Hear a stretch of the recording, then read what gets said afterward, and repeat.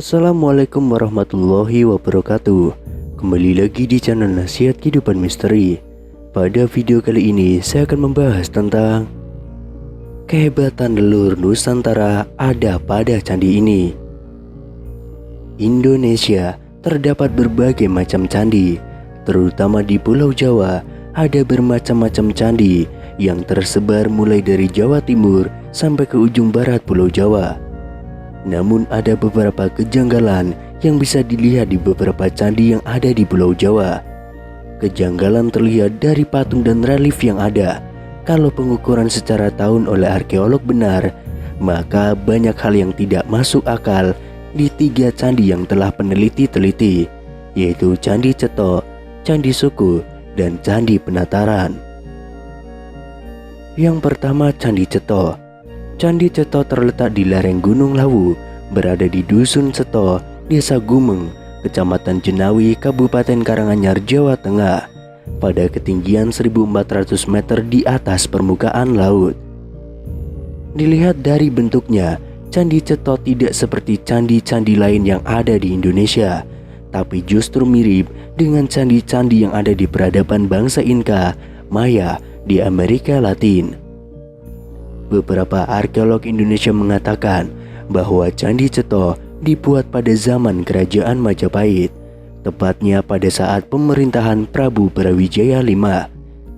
Jika memang demikian, maka ada banyak keganjilan yang patut dipertanyakan, antara lain batu candi yang terbuat dari batu kali, padahal pada era Majapahit batu candi terbuat dari batu bata merah. Kemudian dilihat dari bentuk relief di Candi Ceto, tingkat presisi dan kerapian pemahatannya masih sangat sederhana. Tidak seperti di era Majapahit yang jauh lebih detail menggambarkan figur-figur patung ataupun relief. Hal ini mengindikasikan usia Candi Ceto lebih tua dari era Majapahit. Demikian juga patung-patung yang ada di Candi Ceto banyak menunjukkan hal-hal yang jauh lebih tua dari zaman Majapahit. Ada beberapa patung yang tidak menggambarkan orang Jawa yang ada pada masa itu. Patung tersebut justru lebih mirip dengan sosok orang Sumeria. Padahal kebudayaan Sumeria dikatakan sebagai kebudayaan tertua di dunia. Dari sisi wajah dan potongan rambut tidak menunjukkan orang Jawa, tapi justru memiliki kesamaan dengan orang Sumeria, Viking, Romawi, atau Yunani. Namun dari sisi pembentukan mata sangat identik dengan orang Sumeria. Dari wajah dan cara berpakaian serta perhiasan yang dikenakan bukan ciri khas Jawa, melainkan ciri khas Sumeria. Tetapi mengapa dipatungkan seperti orang yang takluk dengan wajah ketakutan? Bila diperhatikan dari sisi perhiasan, untuk telinga biasanya orang Jawa menggunakan sumping, sedangkan pada patung ini hanya menggunakan anting-anting. Pada lengan tangan biasanya menggunakan kelat bahu, dan pada patung ini tidak. Juga pergelangan tangan, orang Jawa biasanya memakai gelang keroncong, tapi pada patung ini terlihat menggunakan gelang yang sangat mirip dengan jam tangan. Gelang sejenis ini merupakan gelang ciri khas dari daerah Sumeria. Bila diperhatikan lebih jauh, mengapa ada patung yang pada dasarnya sangat mirip dengan orang Sumeria yang ada di Candi Ceto, sedangkan orang Sumeria yang menggunakan pakaian itu menurut literatur yang ada di zaman 3000 sampai 4000 tahun sebelum Masehi.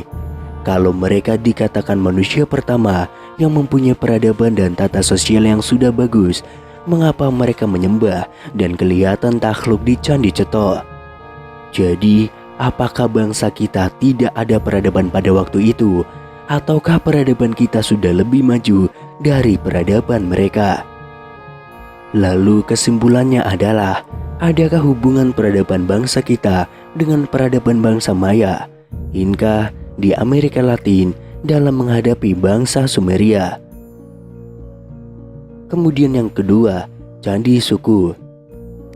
Begitu juga beberapa patung yang terdapat pada Candi Suku yang letaknya tidak jauh dari Candi Ceto yang sama-sama terletak di lereng Gunung Lawu, dengan ketinggian 1186 meter di atas permukaan laut yang berada di Dusun Berjo, Desa Suku, Kecamatan Ngargoyoso, Kabupaten Karanganyar, Jawa Tengah. Candi Suku, sebuah candi dengan bangunan yang unik karena terdapat kesamaan bentuk dengan bangunan-bangunan yang ada di Saqqara Mesir, Chichén Itzá, dan Tenochtitlan di Meksiko, serta Copan di Honduras. Pada kawasan Candi Suku terdapat beberapa patung berbadan manusia tapi bersayap seperti burung.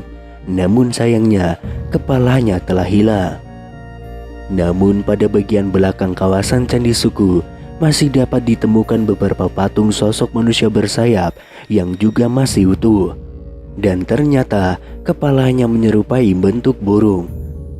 Kesamaan bentuk sosok manusia berkepala burung ternyata terdapat pula kemiripannya pada patung yang berasal dari bangsa Maya, literasi kuno pada bangsa Yahudi, serta relief dan patung pada bangsa Sumeria, Babilonia, dan Assyrian.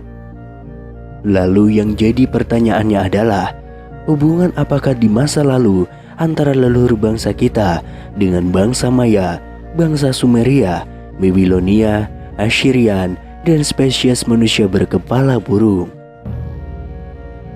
Kemudian yang ketiga, Candi Penataran. Candi Penataran terletak di lereng barat daya Gunung Kelut, tepatnya di Desa Penataran, Kecamatan Klenggok, Blitar, Jawa Timur, pada ketinggian 450 meter di atas permukaan laut. Di area candi ini terdapat banyak relief yang menyimpan misteri bagi yang jeli mencermatinya. Sangat banyak relief yang menunjukkan bangsa asing yang pernah kita kenal. Sosok-sosok tersebut selalu digambarkan sebagai sosok yang seolah-olah takluk kepada yang berkuasa di Candi Penataran. Namun sayangnya sebagian relief sudah rusak, namun untungnya beberapa bagian masih dapat dikenali. Beberapa relief di Candi Penataran yang menunjukkan bangsa asing yang pernah kita kenali.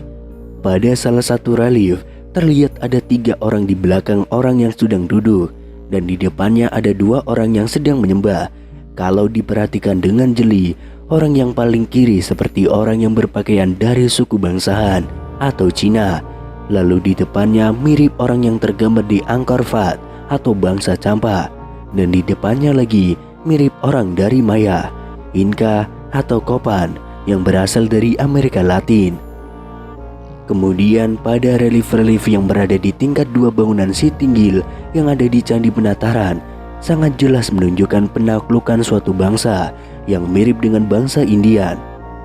Leluhur Nusantara berhasil mengambil alih salah satu kereta berkuda dan memanah ke arah lawan. Leluhur Nusantara berhasil menusuk panglima dari bangsa Indian di benua Amerika. Penambahan pasukan Indian untuk menyerang leluhur Nusantara. Kelihatan bala bantuan Indian terburu-buru dan berlari ke medan perang. Sesaat setelah berhasil dikuasai, salah satu nenek moyang kita dinobatkan sebagai adipati di sana.